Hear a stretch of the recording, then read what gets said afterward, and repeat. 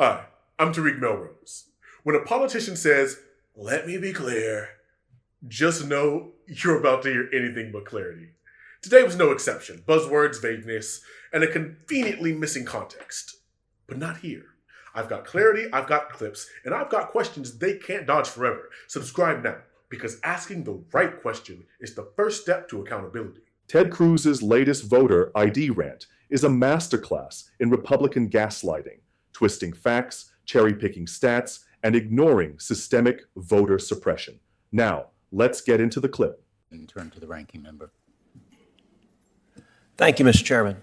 I want to start with a question for each of the five witnesses. In your judgment, are voter ID laws racist? Professor Tolson. Thank you for that question. So it depends. One thing we have to stop doing is treating all voter ID laws as the same. Okay, so your answer, I want to move quickly, so it depends is your answer? Yes, that's my answer. Okay, so what voter ID laws are racist? Apologies, Mr. Cruz, your state of Texas, perhaps? Okay, so you think the entire state of Texas is racist. What about requiring an ID to vote is racist? So I think, sir, that's pretty reductive. I'm not saying the entire state of Texas is racist. You just said my state of Texas, so you tell me, Your what voter about I- the Texas voter ID laws is absolutely. racist? So the fact that the voter ID law was put into place to diminish the political power of Latinos with racist intent and had been found to have You're racist asserting that. intent. What's your evidence for that? The federal district court that first resolved the constitutionality of Texas's voter ID law. Okay, so your view is voter ID laws are racist. How about you, Mr. Yang? I agree with Professor Tolson. Voter ID laws can be racist. Okay, that's on the two. context. Mr. Science? There are some voter ID laws that are racially discriminatory in intent. How about in practice? In intent, fine, you say there's some racist with a malevolent intent lurking in the back of their mind. But let's just talk about it as a practical matter. When I go to vote, they ask me for my ID. I pull out my ID, I show it to them, I vote. Is that racist? If the law that requires you to do that was motivated by racially discriminatory intent What about the under effect? our Set aside Constitution, intent. Set aside intent. I'm asking about the effect. yes, in effect, I Okay, think that Ms. there are Reardon. discriminatory effects from a number of voter ID laws. Okay, thank you, Ms. Reardon. I'm going to give the witness a chance to answer the question. Go ahead, Mr. Sines. Yes, in effects, I think many voter ID laws are discriminatory, and in design. They are designed to have that effect. Okay, Ms. Reardon. No, sir. Mr. Van Spakovsky. No, particularly because every single state that has passed an ID law has put in a provision to provide a free ID to anyone who doesn't have one. The turnout numbers show it has no effect, and I would remind everyone that the current version of the Texas voter ID law for in-person voting, the Obama administration agreed in court, in a court filing, that they were satisfied with it and that it was not discriminatory. You know, I have to say this range of question actually shows the wildly partisan nature of the Democrats' proposal. The record should reflect all three of the Democratic witnesses invited by the chairman maintained to this committee that voter ID laws can be, in many instances, in most instances, I think of the various ways they formulated, are racist. So let me tell you who disagrees with that. 35 states across the country disagree with that because 35 states have voter ID laws in effect. But not just 35 states. 81% of voters in America disagree with the radical views proposed by the Democrats and the Democratic witnesses. Not just 81% of Americans.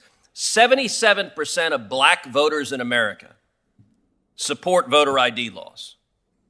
78% of Hispanic voters in America support voter ID laws. Maldev should think about that. 81% of low-income Americans support voter ID laws. And yet, what this bill is about is putting radicals in charge of saying, if you require an ID to vote, that is racist and must be struck down. This is all about partisan power. Now, DOJ has also said, under the Biden administration, that it is not going to presume that a state acts lawfully if it simply returns to pre-COVID voting laws. Ms. Reardon, Mr. Van Spakovsky, what does that tell you if they say after a pandemic, if you go back to the laws that existed before, DOJ is not going to assume that that's okay? What does that tell you about the partisan nature of DOJ? By issuing the guidance that they did, it says to me that what they would like to do is make permanent the emergency procedures that were instituted by many states through litigation by the DNC throughout the country prior to the 2020 election. And they would like those to be permanent. And so rather than understand that they are temporary, they are going to go after states that design to go back to their original election procedures. Well, and I think they also think Democrats did well under those emergency procedures, and so keeping those emergency procedures in place will predictably benefit Democrats. You know, I would note, in addition to disagreeing with the vast majority of the American people, the Democratic witnesses and the Democrats here also disagree with the United States Supreme Court. When I was the Solicitor General of Texas, I represented a coalition of states defending Indiana's voter ID law. Before the U.S. Supreme Court, a group of plaintiffs challenged that. It went to the Supreme Court, and the Supreme Court, by a vote of 6-3, upheld Indiana's voter ID law. Not only did they do so, Justice John Paul Stevens, one of the lions of the left, wrote the majority opinion where he said voter ID laws protect the integrity of elections. And yet, sadly, too many Democrats today don't want to protect the integrity of elections. And I've got to say there is a view, particularly from Northeastern Democrats, that they look down on the rest of the country as a bunch of bigots and overalls, their Southern cousins who are too oafish to be as enlightened as they are. And I have to say there's an incredible hypocrisy in that states like Georgia and Mississippi have a higher black voter registration rate than states like Connecticut, the chairman's home state. They have higher black voter turnout rates than states like Connecticut. They have a lower gap between black and white turnout than in states like Senator Blumenthal's Connecticut. And in fact, states like Georgia and Mississippi, African Americans vote at a higher rate than white voters, and in Texas, they're basically equal.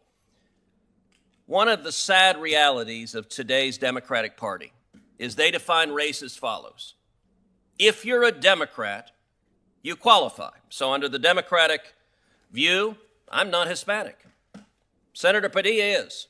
If you're a Democrat, you're an Hispanic. My abuelo and abuela would be very surprised to discover I wasn't Hispanic. But that's how Democrat views it. That's how the radicals in the civil rights division view it. And I will point out as an example, this committee, one federal district judge in the state of Texas, Jason Pulliam, is an African-American judge nominated by President Trump, sat at this table, presented superbly. The Democrats had no criticism, and every single Democrat on this committee voted against him. Why? Because they perceived him as a black Republican. He didn't qualify as a black man. And I actually asked, as the Democrats were voting against Judge Pulliam, do you have one basis to vote against him? Anything you disagree with? None of them had any single answer at all. This hearing's about one thing. It's about power, and it's about ensuring Democrats stay in power. That's cynical, and it's at the expense of democracy and the right of voters to express their will through free and fair elections. I'm going to ask my questions now and just begin by saying this hearing has nothing to do with any geographic discrimination, any idea that one state or another is oafish. All right, folks, let's break this down, because what Ted Cruz just spewed in that hearing is exactly the kind of Republican misinformation campaign we've seen over and over again when it comes to voting rights. What Cruz is trying to do here is classic deflection. Take a legitimate concern about voter suppression. In this case, how voter ID laws have been weaponized in certain states to target Black, Latino, Indigenous, and low-income voters, and pretend it's just Democrats calling everyone racist. This is lazy, bad faith politics at its core. It's meant to rile up his base, not tell the truth. First, let's get one thing straight. Voter ID laws can be neutral in theory, but in practice, they are often designed with surgical precision to disenfranchise the voters Republicans don't want to show up. We have mountains of evidence for this. Federal courts have found intentional racial discrimination in voter ID laws in states like Texas and North Carolina. We're talking about judges, After reviewing the legislative history, seeing lawmakers openly discuss ways to cut down minority turnout. This isn't a conspiracy, it's in the court record. But Cruz skips right over that. Instead, he trots out poll numbers. 77% of black voters support voter ID. 81% of Hispanics do too. Without context. Here's the thing. Yes, if you ask people in a poll, do you think you should show an ID to vote? Many will say yes.